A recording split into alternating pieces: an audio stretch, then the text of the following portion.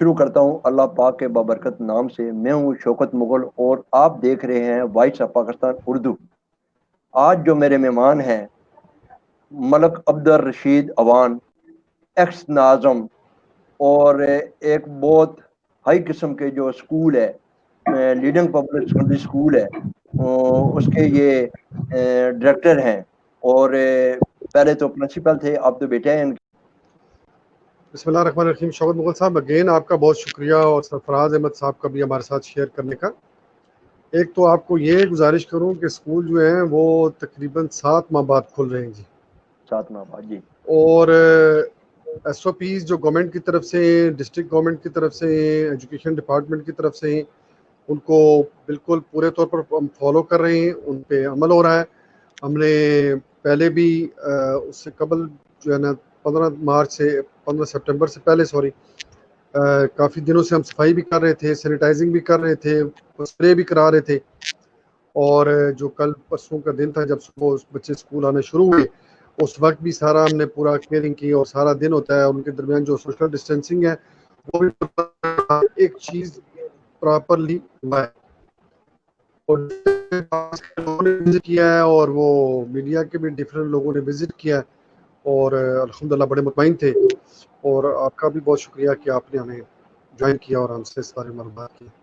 रशीद वान साहब, आप ये मुझे थोड़ा सा बताइए कि क्या कोई इसमें खदशात हैं कि खुदा ना करे कि जैसे इस्लामाबाद के एक दो बड़ी अहम एकेडमियाँ थी, बल्कि कॉलेज भी है, जहाँ से कोरोना के केसेस कॉलेजों के अंदर से निकले हैं।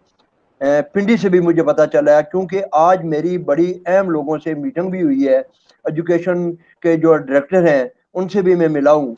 तो क्या ऐसा खुदा ना करे कोई खदशात हैं? शौकत मुगल साहब, आप और हम सब इसी मुआशरे का हिस्सा हैं, लेकिन इस तरह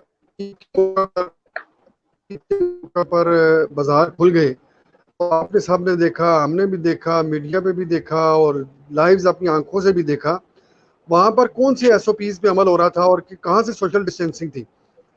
छोटे मासूम बिल्कुल। बच्चे भी जा रहे थे,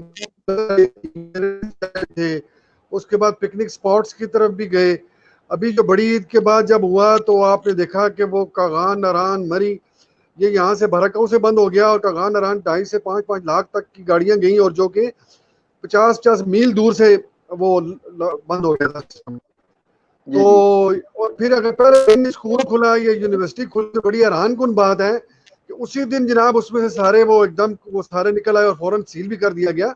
अगर खुदा न खास्ता कोई ऐसा सिस्टम था तो वो यकीनन पहले का हुआ होगा ना। जो भी बच्चों को अगर खुदा न खास्ता ऐसा कोई प्रॉब्लम था तो वो अपने घरों से लेके आए हैं। तो हमारे मुल्क में बहुत से जो इदारे डिसिप्लिन है उनमें से प्राइवेट सेक्टर को तो वैसे बहुत केयरिंग करते हैं, चूंकि एक एक चीज को वॉच करना है हमें, चूंकि हमें अपनी स्टेटस के लिए, अपने रिस्पेक्ट ऑनर के लिए, अपने फ्यूचर के लिए, अपनी गुड के लिए। और बच्चे हमारे पास अमानत होते हैं शुरू से। और आप स्कूल बच्ची मेरी बेटी है तो हम उस नुक्ता नगर से और यही चीज हम आपको भी कहते हैं कि ये तमाम लोगों की होगी। किसी इदारे वो लेकिन पता नहीं क्या और ये क्यों ऐसा हो रहा है। पूरी दुनिया में स्कूल पहले खुले, इदारे पहले खुले और जो बाकी के मुताबिक भी आ रहा है और डॉक्टर साहबान भी कहते हैं कि छोटे मासूम को तो प्रॉब्लम है ही नहीं, ये एजेड लोगों के लिए खुदा न खासा कोरोना का है। और ये ऐसे केसेस किधर भी नहीं रिपोर्ट हुए, मेरे इल्म में तो नहीं आया कि कोई भी छोटे बच्चे 16, 18, 20 साल के से कम उम्र के किसी बच्चे को ऐसा प्रॉब्लम हुआ हो। जितने के बारे में सुना है। बहरहाल आप माशाल्लाह जर्नलिस्ट लोग हैं, बहुत सोशल लोग हैं, आप ज़्यादा इसके बारे में अपनी मालूमात भी रखते हैं। मेरे ये व्यूज़ थे जो मैंने बयान किए। रशीद वान साहब, आप माशाल्लाह एक बहुत सीनियर हैं एजुकेशन के हवाले से। क्योंकि मैं आपको ज़ाती तौर पे जानता हूँ, क्योंकि आज मेरे बच्चे भी 21-21 साल के हो गए हैं। मेरे बच्चे वहाँ से नर्सरी से लेके मेरे भांजे 35 साल की, 35-35 साल उनकी उम्र हो गई, 30 साल माशाल्लाह अच्छे अदारों में चले गए हैं। आपके स्कूल से पढ़ के आए हैं, माशाल्लाह अच्छी तालीम लेके निकले हैं। आप एक सीनियर अपना एक डायरेक्टर, कि क्या ये जो बच्चे छोटे बच्चे हैं, ये छोटे बच्चों को मास्क पहना कर सुबह घर से आए और 1 बजे तक क्या आया कि ये मास्क की भी, ये देखें, ये भी तो इंसान का प्रेशर रोकने के, सांस का, ये मास्क पहनने से भी मसले हो सकते हैं। क्या ये मास्क पहनना भी जरूरी बन गया है? क्या वो बच्चे मास्क पहनने पे अमल दरामद कर रहे हैं? देखिए जी, शुक्र मुगल साहब, आपने बहुत गहरा पॉइंट किया है इसमें। असल में हमें तो एसओपीज पे अमल हर सूरत करना है, लेकिन ये जो क्वेश्चन आपने किया है, ये मैंने मुख्तलिफ डॉक्टर से भी डिस्कस किया है। वो उनका यही मौक़िफ़ होता है कि जो मास्क है बज़ाते खुद एक तो आपकी अपने लिए सेल्फ प्रोटेक्शन है, और अगर खुदा न खास्ता आपको प्रॉब्लम नहीं है तो अगर ये आपको प्रॉब्लम है तो दूसरे की भी प्रोटेक्शन है इसमें। मास्क के बेनिफिट से इनकार नहीं किया जा सकता, लेकिन जहाँ तक छोटे बच्चों का या किसी बड़े का भी मसला है, तो वो उनको अगर मुसलसल पहनने से तो ज़ाहिर है इसके साइड इफ़ेक्ट्स तो हैं ही हैं कि चूँकि जो आप इनहेल कर रहे हैं वही वो एक्सहेल हो रहा है, तो वो मसला तो आपके अंदर ही सारा चल रहा है। प्रॉब्लम है कि ये अब प्रॉब्लम बचने के लिए एहतियाती तदाबीर के तौर पर जो हमें ऑर्डर्स हैं हम उसको ओबे करते हैं। अभी चूँकि छोटे बच्चे तो हमारे पास है नहीं, अभी तो बड़े बच्चे 9th-10th वाले, और 2 दिनों बाद वो प्राइमरी तक आने शुरू हो जाएंगे बच्चे, उसके बाद छोटे। तो वैसे छोटों को तो मेरा पूरा जो इन्फॉर्मेशन है बड़े वेल नोन किस्म के डॉक्टर से भी, और मैं अब उनको चैलेंज तो नहीं कर सकता WHO को या जो सीनियर डॉक्टर्स या हमारे गवर्नमेंट के जो एडवाइजर्स बैठे हुए हैं, लेकिन जो मैंने उनसे सुना है उनके मुताबिक ये बच्चों को खुदा न खास्ता किसी किस्म का कोई रिस्क नहीं है, कोई किसी की प्रॉब्लम नहीं है। लेकिन हम गवर्नमेंट की एसओपीज, डिस्ट्रिक्ट गवर्नमेंट की एजुकेशन डिपार्टमेंट की एसओपीज पे पूरा अमल कर रहे हैं, और इंशाल्लाह उसको करेंगे भी। अगर खुदा न इंशाल्लाह खास्ता मैं किसी बच्चे को प्रॉब्लम फील की तो उसको हम बिल्कुल सेपरेट कर देंगे, उसको कुछ देर के लिए मास्क उतरवा लेंगे, चूंकि जगह स्कूल में बहुत खुला है, आपको पता है बिल्डिंग हमारी अल्हम्दुलिल्लाह बहुत है, तो वो उनको इंशाल्लाह उसको सेपरेट करके, तो वो हमने पूरा अपने तौर पर मालूमात की हुई है, मुख्तलिफ जो डॉक्टर्स दोस्त हैं उनको भी कंसल्टेंसी में, और उनको ऑन बोर्ड रखा हुआ है हमने कि खुदा न खास्ता किसी की प्रॉब्लम हो तो फौरी तौर पर हम उनसे इंशाल्लाह रब्ता कर लेंगे, और उसके बाद कोई भी प्रॉब्लम इंशाल्लाह होगी नहीं, लेकिन अगर होगी तो उस पर जो भी रिक्वायरमेंट्स हैं इंशाल्लाह पूरी करेंगे। अरशीद वान साहब, हमें इंशाल्लाह यकीन है कि आप बच्चों की बहुत हिफाजत करते हैं। मुझे 2005 का जलजला अच्छी तरह से याद है कि मेरे बच्चे भी आपके स्कूल में गए हुए थे। वहाँ पे बड़े बड़े ऐसे हादसा पेश आए हैं। जारी बात है, साथ एक बड़ा एहसास अदारा भी है। तो आप माशाल्लाह बच्चों की बहुत हिफाजत, मैं कहता हूँ कि इतनी माँ बाप, मैं अपने चैनल के थ्रू कह रहा हूँ कि जितने लोग मेरी आवाज़ सुन रहे हैं, कि इतनी माँ बाप केयर नहीं करते जितना लीडम पब्लिक सेकेंडरी स्कूल और रशीद वान साहब के जेर साया जो काम हो रहा है। ये पूरी रावलपिंडी में ऐसा स्कूल कॉलेज कोई भी नहीं है। मैं बिल्कुल इस बात पे आपको मुबारकबाद पेश करता हूँ कि आप माशाल्लाह बहुत अच्छा बच्चों के साथ रवैया और बड़े अच्छी कोऑपरेट कर रहे हैं। जी सरफराज साहब, आपके घर जी के सर। सामने एक सरकारी का अपना कॉलेज है, जी जी। तो उसकी क्या पोजीशन है सर? उस पे तो जारी बात है, वहाँ तो गैदरिंग बच्चों की, ऐसे मामलात, ये सरकारी स्कूलों में खदशात ज़्यादा हैं या प्राइवेट स्कूलों में खदशात ज़्यादा हैं? कोई अपना अल्लाह ना करे दोबारा कोई वबा आ जाए तो। देखिए मुगल सर, सबसे पहले मैं आपका शुक्रिया अदा करता हूँ कि आपने हमारा मौक़िफ़ लिया और आपने मुझे मदद किया, और मैं अब्दुल रशीद अवान साहब को भी खुशामदीद कहूँगा। तो मैंने इनका बड़ा नाम सुना हुआ है शहर में, और इनकी खिदमात से भी हम सारा शहर वाकिफ़ है। और जो जिस फील्ड में ये हैं, तो उस्ताद एक समझें कि बहुत बड़ा रुतबा है यहाँ पे, और हमारी जो मुआशरा है यहाँ पे उस्ताद को बड़ी इज़्ज़त की निगाह से देखा जाता है।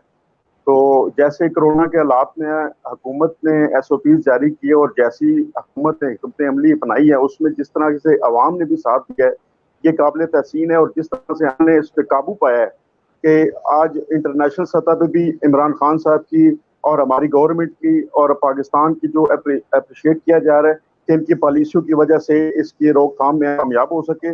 और हमारी दुआ है कि इंशाल्लाह ताला हम आगे भी इसी एसओपीज पर अमल करते हुए इससे हम बच सकते हैं। तो दूसरा आपने बात की, हमारे इलाके में UC-31 में कॉलेज है लड़कियों का, जो शेख साहब ने बनवाया, तो वो ओपन हुआ है, लेकिन उसमें काफ़ी एसओपीज पे अमल हो रहा है। तो जो जितना ताल्लुक है, देखें बच्चे छोटे हैं, उनको समझाने में थोड़ा टाइम लगेगा, लेकिन आज मुझे मैसेज है जो बच्चे सरकारी स्कूल में पढ़ते हैं कि वो उनका कि 3 दिन वो आएंगे और 3 दिन बीच में छुट्टी होगी। लेकिन इसमें है ये कि हमें खुद बच्चों को थोड़ा सा मोटिवेट भी करना पड़ेगा, उनको समझाना भी पड़ेगा थोड़ा सा।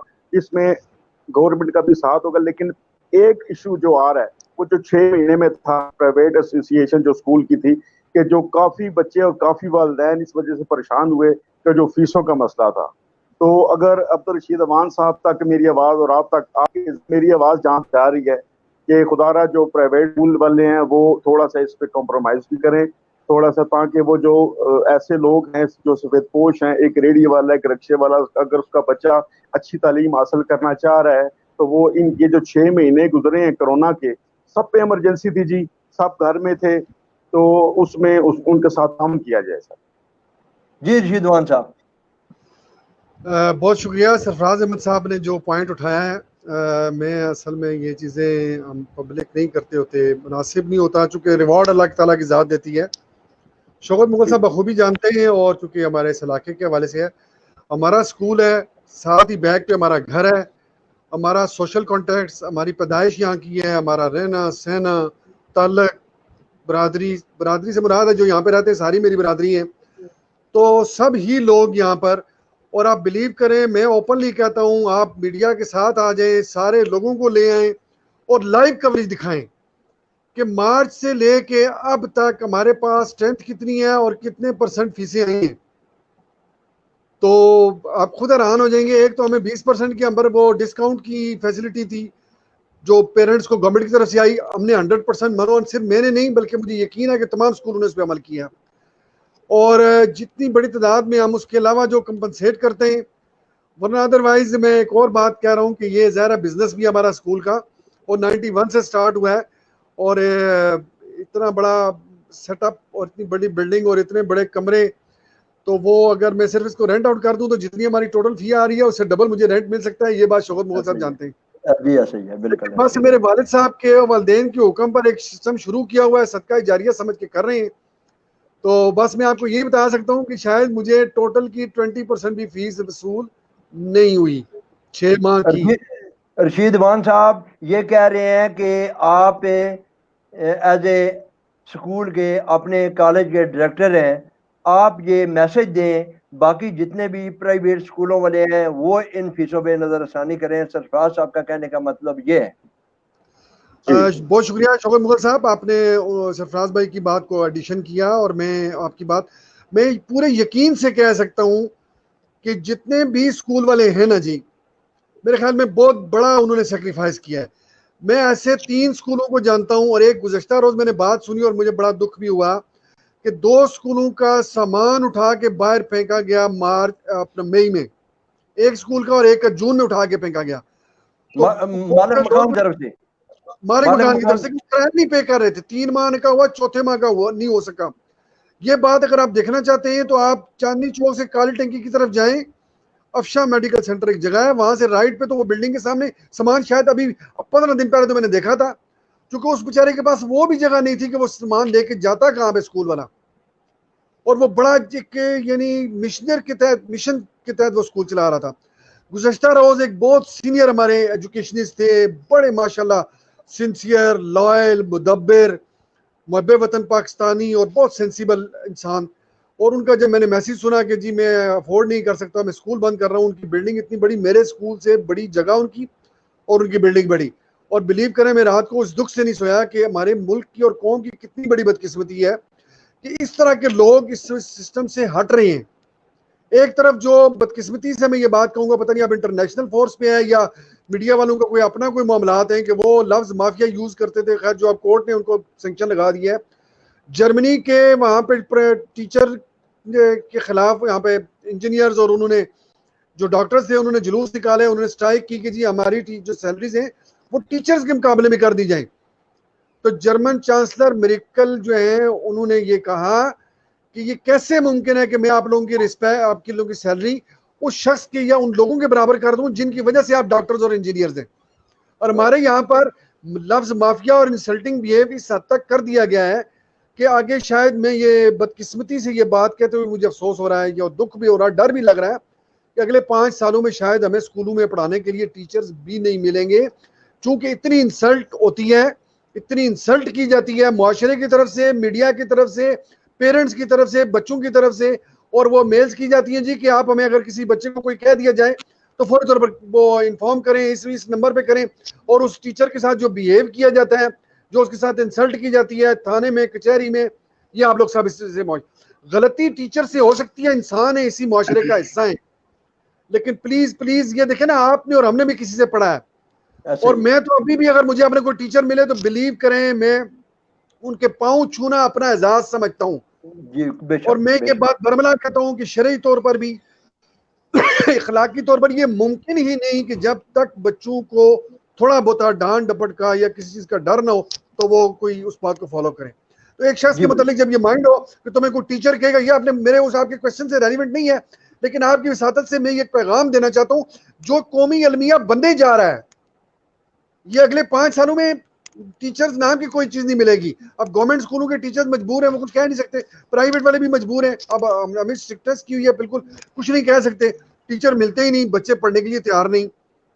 और वो रिजल्ट्स की सूरत हाल ये है कि हमारी कौम आने वाले वक्त में, आपके क्वेश्चन से रेलिवेंट ये नहीं थी बात, लेकिन चूंकि मैंने आपकी विसातत से मैं चाह रहा हूँ कि इसकी एक जरूर एक मैसेज कौम को, और जो लोग हैं जो डिसीजन मेकर्स हैं, वो इसको जरूर देखें कि दुनिया में 2 रिश्ते में ये कहता हूँ कि जिनमें हसद नहीं होता, एक माँ बाप और दूसरा उस्ताद। माँ बाप को जब ये पता चले, शौकत मुगल को पता चलता है कि इनका बेटा जनाब जुनैद मुगल माशाल्लाह इतना अच्छा हो जा रहा, हमें भी और मुझे भी बड़ी खुशी होती है उस बच्चे के बारे में जब मैं सुनता हूँ, देखता हूँ, क्योंकि मेरा वो स्टूडेंट था, इनका वो बेटा है।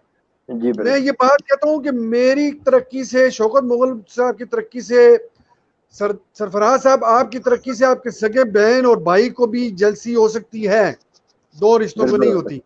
माँ बाप उस्ताद को पता चले आपका स्टूडेंट प्रेसिडेंट बन गया तो वो इतना खुश होगा, क्या पता वो खुशी से चाहे उसको मिले भी ना।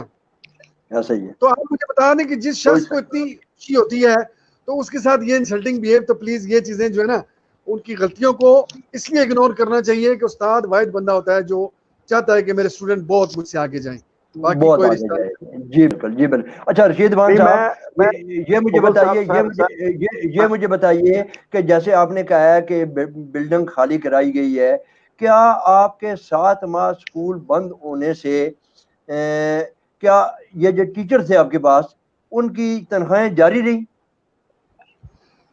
सर देखें, एक तो प्राइवेट सेक्टर में जो है ना डिफरेंट कैटेगरी के स्टाफ होता है। जो हमारा परमानेंट स्टाफ होता है ना, यानी परमानेंट से मुराद है कि जिनकी, अब हमारे पास एक टीचर ऐसी भी है भाई, 20 साल हो गए, 14 साल वाले भी आप भी जानते हैं, 16 साल वाले भी हैं, और वो उनका थ्रू आउट परमानेंट चलता है। अब जो एडहॉक पे आते हैं, कुछ विजिटर होते हैं, तो वो तो वैसे टेम्परेरी होते हैं, चूंकि उनका कोई पता नहीं होता कि वो आज आए हैं, आज का वो पीरियड लेकर गए, कल आएंगे भी या नहीं, चूंकि विजिटिंग फैकल्टी वाले होते हैं। तो विजिटिंग फैकल्टी वाले को तो वैसे भी यानी वर्किंग टाइम के मुताबिक उनको सैलरीज मिलती हैं। ये चूंकि गवर्नमेंट में भी है, प्राइवेट सेक्टर में भी है, कॉलेजेस में भी है, यूनिवर्सिटी लेवल्स में भी है, और स्कूल्स में भी अब कुछ टाइम से ये चीजें इंप्लीमेंट हो रही हैं। बाकी जो हमारा परमानेंट स्टाफ है उनको बिल्कुल मिलती रही है, लेकिन मिलने से मुराद ये है कि उनको हम पार्ट्स में देते थे, चूंकि हमारे ज़ाहिर है अपने जो सोर्सेज थे, जो हमारे अपनी सेविंग्स थे, वो एक लिमिट तक ही होते हैं और वो खत्म हो गए हैं। हमें चूंकि रेंट नहीं देना था, वो चूंकि बिल्डिंग अपनी है अल्हम्दुलिल्लाह, तो वरना अदरवाइज तो ये भी चीज़ नहीं हो सकती थी। जो 2 माह 3 माह हमें गवर्नमेंट की तरफ से एक बड़ी फेवर मिली कि जी वो रेंट का, वो बिजली के बिल कम आए, वो 1 लाख पिछले माह से जनाब वो 50,000 हज़ार को एक्सीड कर रहे हैं। अब वो जो हमारा ये ख्याल था कि हम वो देंगे, सैलरीज देंगे, तो अब वो बिल जो है वो इतने बढ़ गए हैं कि अब वो पिछले सारा बैलेंस साथ लगा के दे रहे हैं। अब हो सकता है इमरान खान साहब को और गवर्नमेंट के सीनियर्स को ना पता हो, लेकिन आपको पता है कि बाज लोग ऐसे भी होते हैं कि जो फेल करने की भी कोशिश में होते हैं, तो इस तरह की प्रॉब्लम्स भी आ रही हैं। जी सरवाज साहब। सर बहुत अच्छा मौक़िफ़ दिया है अब्दुल रशीद अवान साहब ने, और मैं इस बात से इनकी इत्तेफाक करता हूँ। मेरा बेटा जिस स्कूल पे पढ़ता था छोटा, वो भी एक प्राइवेट स्कूल था, तो मैं उसके पास इन दिनों में गया तो उसने मुझे बोला जी हम ताउन करने के लिए तैयार हैं, और जैसे प्राइवेट स्कूल वाले बिल्डिंग भी बहुत अच्छी लेते हैं, इसमें कोई राय नहीं है, नो डाउट, लेकिन उसने कहा जी माला मकान जो है वो मानने के लिए तैयार ही नहीं है। तो मैंने कहा यार, अब माला मकान से भी है, ये बात आपकी 100% दुरुस्त है जी कि माला मकान कई जगह ऐसे हैं कि जिन्होंने बिल्कुल तावन नहीं किया, क्योंकि इनकी बिल्डिंग्स के किराए भी बहुत ज्यादा होते हैं, क्योंकि इनकी फैसिलिटी जो होती है वो गवर्नमेंट से ज्यादा होता है, और इनके जो अखराजात हैं वो भी ज्यादा है, इसमें कोई दो राय नहीं है। और जो ये टीचर ये जिनको तनख्वाहें देनी होती हैं, वो भी ज़ाहिर बात है हम में से हैं ना जी, वो भी तो मुतासर हुए हैं, उनको भी आप पेमेंट के जैसे भी इनको देनी होती। इस बात से मैं आपके इत्तेफाक करता हूँ और इस बात में मैं आपके साथ हूँ। और आपने जैसा अपना मौक़िफ़ पेश किया तो रशीद साहब, मैं आपको खराज तहसीन पेश करता हूँ। और मेरी उम्मीद है कि आप जैसे अगर स्कूल टीचर्स हुए और ऐसे ही मालिकान हुए तो इंशाल्लाह ताला हम की करेंगे और बहुत जल्द हम इंशाल्लाह ऊपर जाएंगे। लेकिन जैसा आपके जो खदशात हैं कि आने वाले दिनों में टीचर, अल्लाह ना करे ऐसी पोजीशन बने कि हमें टीचर ना मिले या उस्ताद ना मिले। देखें, ये उस्ताद एक माशरे को खड़ा करते हैं, तो अगर ये ना मिले, ये हमारे लिए एक अलमिया है। और मैं आपकी वसात से शौकत मुगल साहब और आपकी वसात से मैं उन मालिकान को भी कहना चाहता हूँ, यार खुदारा, अल्लाह ने आपको मालिक बनाया है इस चीज का, और 2-3 महीने अगर आपने नया नहीं भी लिया तो आपको कोई फर्क नहीं पड़ने वाला। अल्लाह ने आपको इससे ज्यादा, अल्लाह ने आपको इससे ज्यादा देना है। सरफराज साहब, गुजारिश है कि जैसे आप कहते हैं कि ये मेहरबानी करें, ये फीस ना लें। देखें, फीस कैसे ना लें, इसका मतलब है कि ज्यादा स्कूल मालिकान के साथ हमारी तरफ से भी जाती है। अगर हम फीस में डिस्काउंट कराते हैं या फीस नहीं दे रहे हैं कि ये जाती हम अपने साथ कर रहे हैं, क्योंकि बिल्डिंग खाली होगी। रशीद भान साहब, बिल्डिंग, जारी बात है कि अगर टीचरों को तनख्वाह ना मिली तो नई टीचर किधर से मिलेगी, नया टीचर किधर से आएगा जब अब स्कूल ओपन हो चुके हैं। जारी बात है कि आप जैसे अपना सैलरी दे रहे हैं, तो रशीद भान साहब, सब लोग आपकी तरह नहीं है। मेरे ख्याल के मुताबिक अगर अल्लाह पाक सब लोग आपकी तरह करे तो कभी भी हमारे मुल्क में हमारे बच्चे, हमारे ऐसे मामलात इलाके में लोग तरक्की करके बहुत ऊपर जाए। जैसे माशाल्लाह आपने, आपके बेटे, आपने भी तो बेटों को पढ़ाया है। आपके बेटे माशाल्लाह किधर चले गए हैं, तालीम दिलाई है बेटों को। सर, हमने इतनी मारें खाई हैं टीचरों से कि हमें हमारे वालिदैन कहते थे और मारो। तो आज का तो बात आप वाली है कि एक दफड़ पड़े तो उसके वालिदैन आ जाते हैं, जी मेरे बच्चे को क्यों मारा गया। तो जब बच्चे को मार नहीं पड़ेगी तो बच्चा कहाँ से पढ़ेगा सर। बिल्कुल जवाब फरमा रहे हैं आप जी। मारना मुराद ये नहीं कि मारना नहीं चाहिए, मारने के हम हक में बिल्कुल नहीं है। जी जी, मुराद ये है कि ये जो मीडिया की तरफ से, जो पेरेंट्स की तरफ से, जो बच्चों के एटमॉस्फेयर जो सोसाइटी की तरफ से ये चीज़ बन गई है कि किसी भी जगह जाएं जी तो वो तो एक मतलब ऐसा अंदाज में होता है जी, स्कूलों में आकर तो बच्चों के जहन में भी, और बच्चे ये बात कहते हैं टीचर को कि आप हमें अगर मारेंगे तो हम ये करेंगे, हम फलां जगह कंप्लेंट करेंगे, ये करेंगे। खैर वो हमने तो हमारी तरफ से तो स्ट्रिक्टली है ही है, हर जी इदारे जी, की तरफ से है। दूसरी जी बात जी, कि किसी किस्म की प्रॉब्लम हो तो फौरी तौर पर जनाब इतना वो नेगेटिव अंदाज में, एटीट्यूड में जाया जाता है कि जैसे कोई पता नहीं ये कोई दुश्मन है, मुल्क के दुश्मन है, समाज के दुश्मन है। इंतहाई ताकीर अमेज रवैया हर तरफ से होता है टीचर्स के साथ। तो ये चीज़ मैंने जो पहले भी जिक्र किया है, और जिसको वो अपना बड़ी प्यारी बात उन्होंने की हमारे दोस्त हमारे जो हमारे साथ शेयरिंग में है कि जी जी जी ये सरफराज साहब, अलमिया होने वाला है। मैं जो बात कह रहा हूँ, अल्लाह ना करे कि ऐसा हो कि देखें, जब रिस्पेक्ट होना सबसे पहली चीज़ है तो जी वो जी, एक हद तक फिर जा जाके तो वो फिर लोग छोड़ना शुरू हो जाएंगे। मैं 1977 में जब ज़ियाउल हक साहब ने टेक ओवर किया था, मैं उसकी फेवर में नहीं कर रहा कि ना मैं उनके मायद कर रहा हूँ ना मैं मुखालफत कर रहा हूँ। वो एक सेपरेट इशू है कि उनका मामला ठीक थे या गलत थे। लेकिन मैं उस दौर के जो भी लोग हैं, मैंने वो खबर पढ़ी थी और फिर मैंने वो तस्वीर भी देखी थी कि ज़ियाउल हक के कोई उस्ताद थे जलंधर में जिन्होंने प्राइमरी क्लास में उनके टीचर थे। जब ज़ियाउल हक ने टेक ओवर किया और वो मुल्क के सदर बन गए तो वो मुल्तान में उनके टीचर ने उनको ख़त लिखा कि जी मैं फ़लाँ टीचर हूँ, जलंधर में आपको पढ़ाता था, तो मैं मुझे बड़ी खुशी हुई आप मुल्क के सदर हो गए हो, तो मैं कभी अगर मेरा दिल करता है मैं आपको मिलूं और आपको मैं देखूं।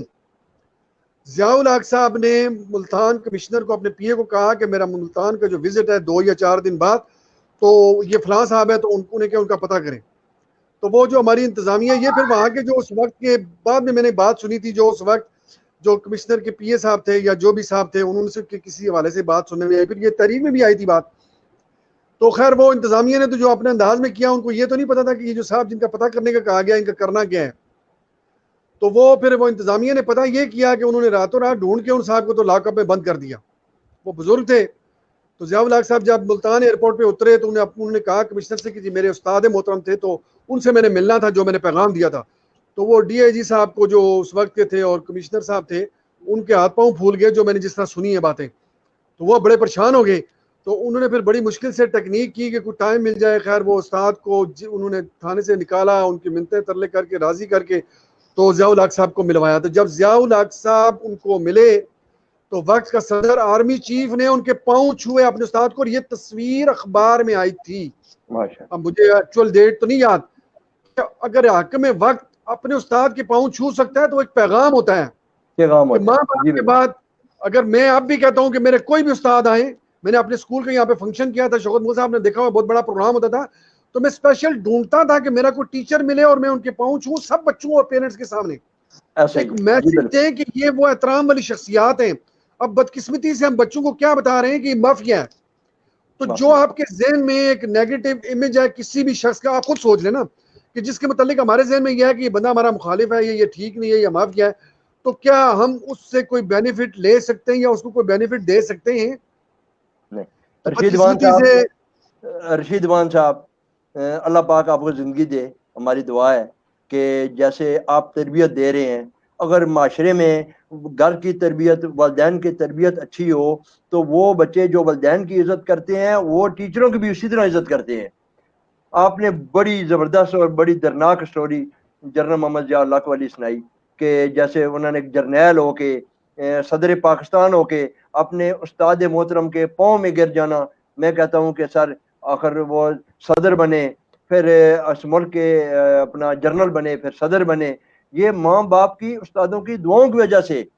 रशीद वान साहब, आपने बड़ा अच्छा मैसेज दिया। मेरा प्रोग्राम का वक्त खत्म होने जा रहा है और मेरा भी यही पैगाम है सब लोगों के को कि अपने वालिदैन को का एहतराम करें, अपने टीचरों का एहतराम करें। और रशीद वान साहब का भी यही पैगाम है कि टीचरों का एहतराम करें, वालिदैन का एहतराम करें अगर कामयाबी पानी है तो शौकत मुगल को इजाज़त दीजिए। आप वॉइस ऑफ पाकिस्तान को देखना ना भूलिए। कल दोबारा मुलाकात होगी।